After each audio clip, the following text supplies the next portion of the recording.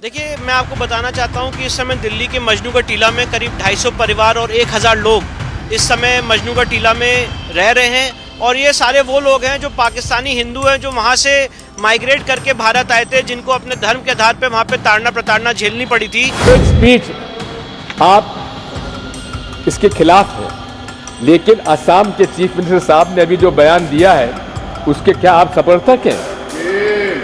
क्या उनके खिलाफ हेट स्पीच देने पर आप मुकदमा दायर करेंगे, उनसे इस्तीफा मांगेंगे? सवाल पूछ रहा हूँ पूरे सम्मान के साथ, पूरे रिस्पेक्ट के साथ। मतलब आप देख लीजिए ना कितनी बजे मैं का सर इतने वीडियो है मेरे पास, वीडियो में लड़के पहचाने जा रहे हैं जो गालियां दे रहे हैं। ये लड़के चल रहे हैं, ये हुटर वाली गाड़ियां हैं सर, आपके शहर में दाखिल हुई। यूपी 32 का। एक बार भी हम लोग कब से रिक्वेस्ट कर रहे हैं, कब से चिल्ला रहे, क्यों नहीं आ रहे, क्यों नहीं सुन रहे हम लोग का बात। एक ही मिनट ना लेट हुआ था।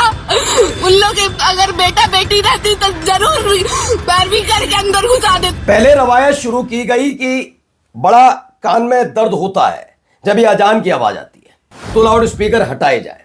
फिर कहा जाने लगा सड़क पर बैठकर नमाज अता करते हैं, टेंशन होती है, वो भी खत्म। मस्जिद के अंदर पढ़ेंगे तो मस्जिद विवादित, घर में पढ़ेंगे तो पढ़ाया कैसे आप धर्म परिवर्तन करा रहे। तमाम तमाचे चल रहे थे। अभी हाल ही में बरेली वाला एक मामला था।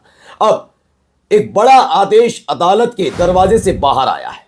यह खास तौर पर उन लोगों को देख लेना चाहिए जो सिर्फ धार्मिक किसी कार्यक्रम के नाम पर एक धर्म को बदनाम करने का काम करते हैं, और इसके लिए सत्ता और प्रशासन का भी साथ मिलता है। लेकिन अब अदालत ने बड़ा तगड़ा झटका दिया ऐसे लोगों को। खबर यही नहीं, इसके अलावा आपको खबर भी दिखाऊंगा कि एक ऐसा व्यक्ति इसने अपनी बच्ची को सिर्फ इसलिए मार दिया, ऐसी खबर है, क्योंकि उसे चुनाव लड़ना था। एक पॉलिसी थी, उस पॉलिसी पर वो खरा नहीं उतर पा रहा था, तो अपने बच्चे की बलि दे दी। क्यों दी, कहां दी, वो आपको दिखाऊंगा। इसके साथ ये भी कि कैसे सीईसी वाले मामले पर ममता बनर्जी बहुत मुखर नजर आ रही हैं, और तो और जो असम वाला मामला वो गरमाने लगा है हेमंत विश्व शर्मा से जुड़ा हुआ, जो अभी थोड़ी देर पहले भी दिखाया था हमने आपको।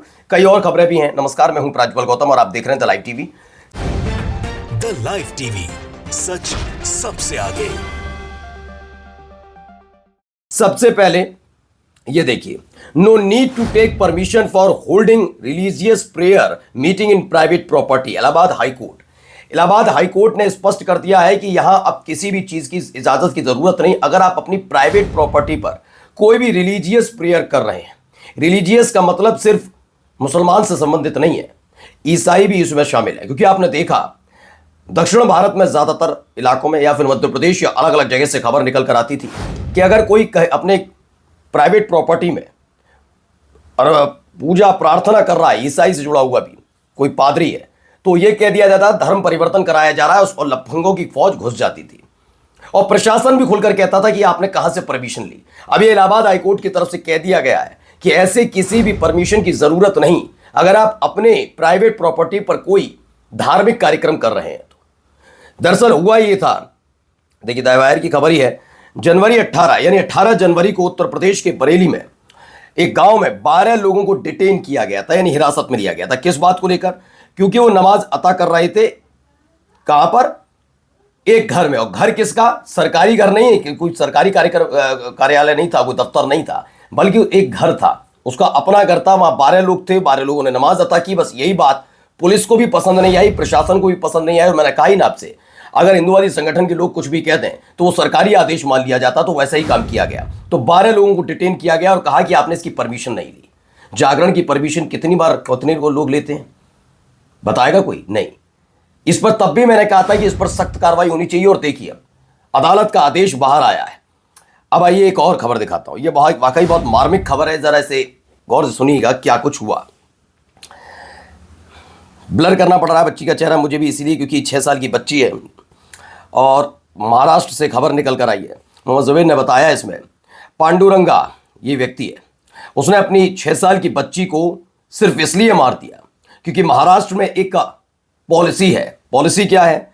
उसके तहत 2 चिल्ड्रन पॉलिसी है, 2 बच्चों की पॉलिसी है। अगर जिसके 2 बच्चे हैं वही चुनाव लड़ सकता है महाराष्ट्र में। तो ऐसे में सरपंच का चुनाव वो लड़ना चाहता था पांडुरंगा, इसीलिए उसने अपनी एक बच्ची को मार दिया। सोचिए, he took his daughter on a trip, पहले ट्रिप पर लेकर गया निजामाबाद डिस्ट्रिक्ट में तेलंगाना में, वहां उसने कैनाल में उसे फेंक दिया।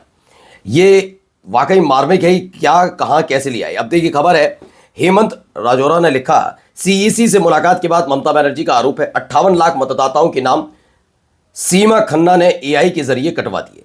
ठीक है ना। ममता का आरोप है कि सीमा खन्ना चुनाव आयोग की नहीं, बीजेपी की आईटी सेल की है। 1,40,00,000 और लोगों के नाम काटने की तैयारी है। बिना किसी सुनवाई के मतदाताओं को सूची से हटाया गया और लोगों को अपना पक्ष रखने का मौका तक नहीं दिया गया। यह दावा ममता बनर्जी ने किया है। इससे पहले असम वाला आपको पता ही है, खुल्लम खुल्ला हेमंत बिस्व शर्मा जो मुख्यमंत्री हैं, वो 4 से 5 लाख मियाओं के भाई तो लगाते नहीं है, वो मियाँ के वोट काट दिए जाएंगे, कटेंगे। ये ऐलान कौन कर रहा है? हेमंत बिस्व शर्मा। तो चुनाव आयोग क्या कर रहा है? घुइयां छिलता है, घुइयां छीलने के लिए बैठाया गया है। ये मोटी पगार हमारे देश के टैक्स पेयर के पैसे से जो ज्ञानेश कुमार के खाते में हर महीने टक से गिरती है, किस काम के लिए? ये जी हुजूरी के लिए। आइए अगली खबर जरा सुनिए, भाई साहब का बता रहे, सुनिए। देखिए, मैं आपको बताना चाहता हूं कि इस समय दिल्ली के मजनू का टीला में करीब 250 परिवार और 1,000 लोग इस समय मजनू का टीला में रह रहे हैं। और ये सारे वो लोग हैं जो पाकिस्तानी हिंदू हैं, जो वहां से माइग्रेट करके भारत आए थे, जिनको अपने धर्म के आधार पे वहां पे ताड़ना प्रताड़ना झेलनी पड़ी थी। और विगत 12 सालों से वो मजनू का टीला के कैंप में रह रहे हैं। दिल्ली डेवलपमेंट अथॉरिटी ने वहां पे नोटिस लगाया और उनको वहां से हटने के लिए कहा। उस ऑर्डर के खिलाफ हम लोग दिल्ली हाईकोर्ट पहुंचे। दिल्ली हाईकोर्ट ने काफी दिन तक इस मामले को डीडीए और ministry of housing and urban development के साथ कोऑर्डिनेट किया, मॉनिटर किया, पर कोई पॉलिसी नहीं। तो अशरफ हुसैन लिखते हैं, असम में पिछले 50 सालों से रह रहे मुसलमानों को नागरिकता और जमीन के लिए दर दर भटकना पड़ रहा है। वहीं पाकिस्तान से आए हिंदू शरणार्थियों को महज 12 वर्षों में नागरिकता के साथ साथ जमीन पर अधिकार भी मिल गया। सुप्रीम कोर्ट ने बेदखली के आदेश पर रोक भी लगा दी। ये सब हो रहा है, लेकिन मुसलमानों का क्या? फिर धर्म विशेष वाला मामला क्या? फिर ये संविधान का मसला क्या है? संविधान क्या कहता है? आप दूसरे, जैसे मैंने जब पाकिस्तान ये हिंदुवादी संगठन के लोगों को सुनता हूं और जो अपने आप को कट्टर बीजेपी समर्थक बताते हैं, वो एक तर्क देते हैं। अभी हाल ही में एक आपने देखा भी था कि एक एंकर हैं, वो अपने आप को बहुत ज्ञानी समझती हैं, उन्होंने अपने प्रोग्राम में काला सफेद करती हैं, उसमें भी ये बता दिया था कि अपनी मर्जी से मुसलमानों ने चुना था पाकिस्तान। तो अपनी मर्जी से जो पाकिस्तान में इस समय हिंदू हैं, वो भी उनके पूर्वजों ने अपनी मर्जी से पाकिस्तान को चुना था। यानी वो अपने देश यानी भारत से प्यार नहीं करते थे। ये बात नहीं होनी चाहिए। क्या जो बांग्लादेश में इस समय हिंदू रह रहे हैं, क्या उन्होंने अपनी मर्जी से बांग्लादेश पूर्वी पाकिस्तान उस समय नहीं चुना था? क्या वो भारत से प्यार करते हैं? जिन मुसलमानों ने अपने देश भारत को चुना और वो यहां रुके, उनको तो आप अलहदा करते हैं, लेकिन उन हिंदुओं को, मैं किसी धर्म विशेष की बात नहीं कर रहा, जब आप धर्म के आधार पर आप किसी को डिफरेंशिएट करेंगे और देश के बारे में बात करेंगे तो बिल्कुल ये बात होनी चाहिए। तो असली राष्ट्रभक्त कौन है? असली राष्ट्रभक्त वो हैं जो इस वक्त चाहे हिंदू हो, मुसलमान हो, सिख हो, ईसाई हो, पारसी, कोई हो, जो इस देश के अंदर रह रहा है।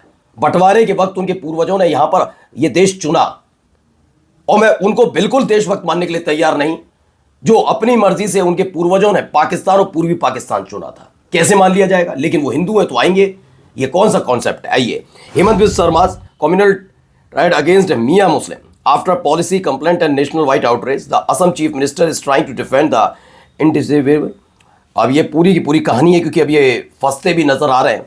याचिका पहुंची गई है। अब सुनिए क्या कह रहे हैं दिग्विजय सिंह इनको। एक स्पीच आप इसके खिलाफ है, लेकिन असम के चीफ मिनिस्टर साहब ने अभी जो बयान दिया है उसके क्या आप समर्थक हैं? क्या उनके खिलाफ हेट स्पीच देने पर आप मुकदमा दायर करेंगे, उनसे इस्तीफा मांगेंगे? ये सरकार कहती है कि हम हेट स्पीच के खिलाफ है, लेकिन इन्हीं के मुख्यमंत्री असम में हेट स्पीच देते हैं। क्या सरकार अपने मुख्यमंत्री पर एक्शन लेगा? ये बात बिल्कुल सही है। और आइए जरा यहाँ पर दीपक वाले मामले पर कैसे फंस गए। मैं आपसे सवाल पूछ रहा हूँ पूरे सम्मान के साथ, पूरे रिस्पेक्ट के साथ। मतलब आप देख लीजिए ना कितने बजे मैं सर इतने वीडियो है मेरे पास, वीडियो में लड़के पहचाने जा रहे हैं जो गालियां दे रहे हैं। ये लड़के चल रहे हैं, ये हुटर वाली गाड़ियां सर आपके शहर में दाखिल हुई। यूपी 32 का कहाँ रोक रही है पुलिस? आगे आगे पुलिस की गाड़ी जा रही है, पीछे पीछे जा रहे हैं, जैसे रोड क्लियर करती जा रही है पार्टी, एडवांस पार्टी। भैया उन्होंने कहा हम सिद्धबली जा रहे हैं। हाँ। सिद्धबली जा रहे हैं और ऐसे नारे लगाते हुए सिद्धबली जाते हैं। तो कोटद्वार के एसपी अजय तंजुम लिखते हैं, मेरे सवालों से क्यों चिढ़े? बजरंग दल के लफंगों पर कार्रवाई के इस सवाल पर क्या बोले एएसपी? मैंने जब बजरंग दल के हुड़दंगी कार्यकर्ताओं की वीडियो दिखाकर सवाल किए तो क्यों नाराज हो गए एएसपी? बिल्कुल सही बात है, नाराज चेहरे पर तनाव भी नजर आया। और जाते जाते एक खबर जरूरी, नहीं, एक बार भी हम लोग कब से रिक्वेस्ट कर रहे हैं, कब से चिल्ला रहे, क्यों नहीं आ रहे, क्यों नहीं सुन रहे हम लोग का बात। एक ही मिनट ना लेट हुआ था। उन लोग के अगर बेटा बेटी रहती तो जरूर पैरवी करके अंदर घुसा देता। हम लोग क्या स्टूडेंट नहीं है, अपने तो सरकारी टीचर पढ़ाता नहीं है, कुर्सी पे तोड़ता है बैठकर, हराम का पैसा खाता है। हम लोग आज इस बेटी को हम सबकी जरूरत है। 12th की बोर्ड परीक्षा का पहला दिन जाम में फंसने की वजह से 1 मिनट लेट हो गई तो अंदर जाने नहीं दिया और पेपर छूट गया। क्यों छूट गया, क्यों अंदर नहीं जाने दिया, वेशभूषा देखकर धर्म पहचानने वालों समझ सकते हो। नमस्कार। द लाइव टीवी, सच सबसे आगे।